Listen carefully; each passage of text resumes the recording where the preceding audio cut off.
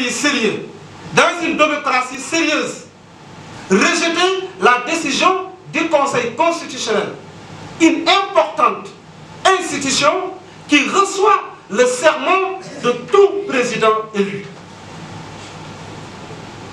Mais je dis, tout à l'heure, ils avancent des arguments fallacieux qui ne tiennent pas.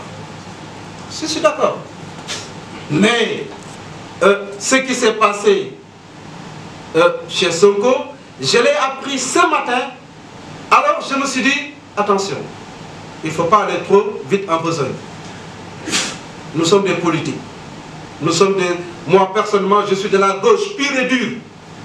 Mais je sais.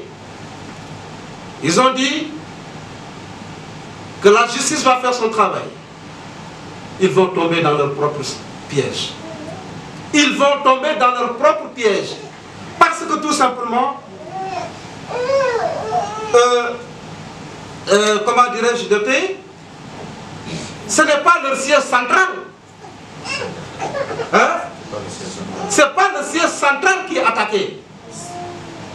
C'est un autre siège annexe qui est ouvert le même jour, il paraît.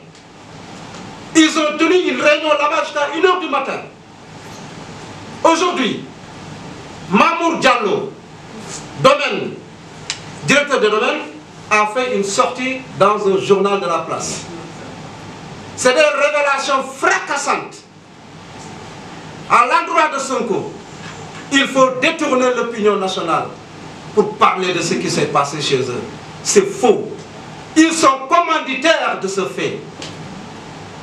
On va demander à la justice de faire son travail. Nous sommes intelligents. Damani, li nga xam ne ni am na ci siège u Pastef dama koy ñaawlu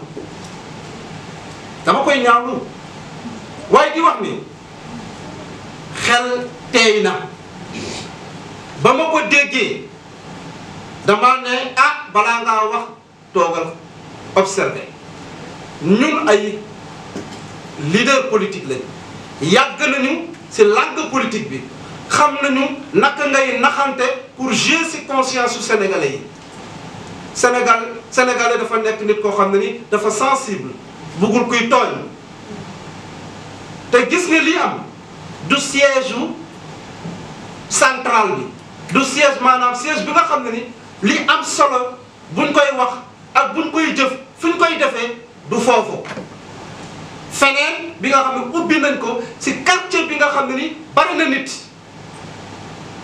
ñoom ñu def fa réunion ba 1 h du matin mu am kenn ku bokk ci kuréelu président Macky Sall koo xam ne ni Sonko daf ko yàgg tuumal ne ko 94 milliards Sonko ñëwaat naan déedéet du 94 milliards 46 milliards la waxet lan moo xew kooku nag moo génn ci benn journal tey wax yi am solo ay wax yoo xam ne ni Sonko bu ko déggee dina gas dugal boppam ci biir fexe nañu ñoom laajte nañu guddi googu fexe ba am li nga xam ne ni moo nekk ci journal bi interview bi bañ ko xamee ils sont intelligents ñoom it dañu ñor li ñu mën a def mooy dem toj seen siège bu ndaw bi pas bu mag bi